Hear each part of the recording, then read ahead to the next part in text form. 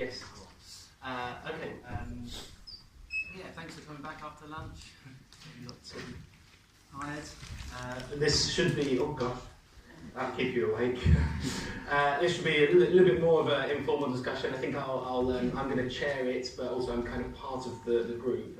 So I'll try to sort of chip in a little bit in some way as well. But essentially, I'll just say a bit about what we are, and then get started with what we're going to do over the next hour and a bit, or hour and a half or something. So we're a kind of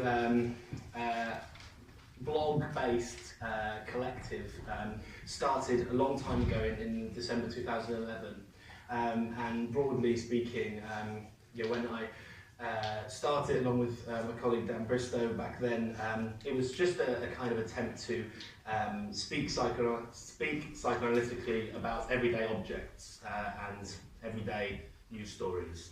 And it kind of took off from there, and we've done a series of books and various things, and then we kind of went quiet for a few years for various reasons, and have kind of started up again in the last year or so. So it's called Everyday Analysis, and we're kind of social media based blog.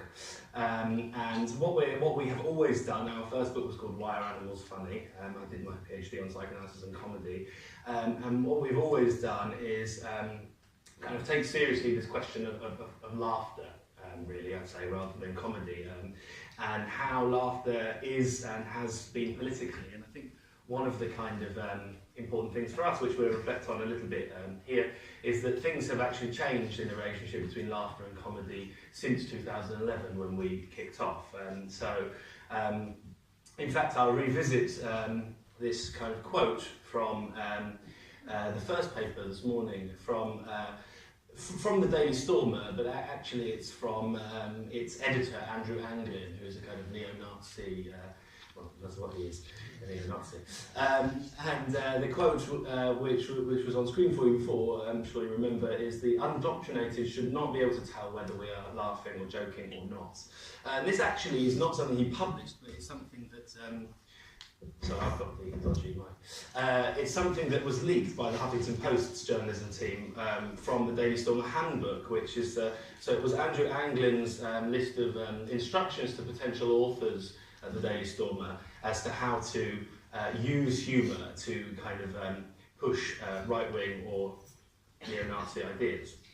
And what I think is important about the quote is this question of the undoctrinated, the undoctrinated, as opposed to the indoctrinated, should not be able to tell. Okay, whereas those who have been red-pilled, if you don't know what that means, it is a term used on far-right chan boards and widely used in the alt-right community to describe, somebody. It comes, of course, from The Matrix, where Neo is faced with the red pill, which would reveal reality and the structure of society as it really is, and the morons like the rest of us who take the blue pill and live in the illusions of the Matrix. So this kind of ideology is central to far-right rhetoric, but also far-right humour, and it is always deployed, sort of ironically and humorously, that some people are undoctrinated, released from the Matrix and able to see kind of reality for how it is. And of course, in their terms, that means a kind of misogynistic, anti-feminist, horrible agenda, the reality of that, whereas we are all fooled. And it occurs to me something very interesting here, that jokes themselves almost function like a red pill, like you're either in or out of the joke, and that there's something about the structure of humour itself which makes it able to bring someone out of one truth and into another. We often hear the story that humour tends to reveal the truth of things. And actually it's a sort of unpsychoanalytic way of looking at it to say that. It would be better to say that the joke or humour or laughter kind of creates a new truth which kind of replaces the existing one, and makes it seem like that new thing that you've suddenly perceived in the flash of laughter is the real truth. Now, I'm certainly not saying that all humour is right-wing. Absolutely not. So the point is that there's nothing essentially liberating or positive about the experience of humour. And I think for all of us in different ways, that has been a starting point for interrogating this concept of comedy and humour. That whereas there are generations of philosophers who seek something positive in the experience of laughter, you know, whether that be from a kind of Deleuzean perspective, or whether that be from a Bataille perspective, or whether that be the more laughter studies group of people, that some of which have been mentioned, like John Morial and things like that. You know, even in a certain way, Anka Pavlescu's wonderful book Laughter, Notes on the Passion, which kind of seek some sort of positive experience in the feeling of laughter.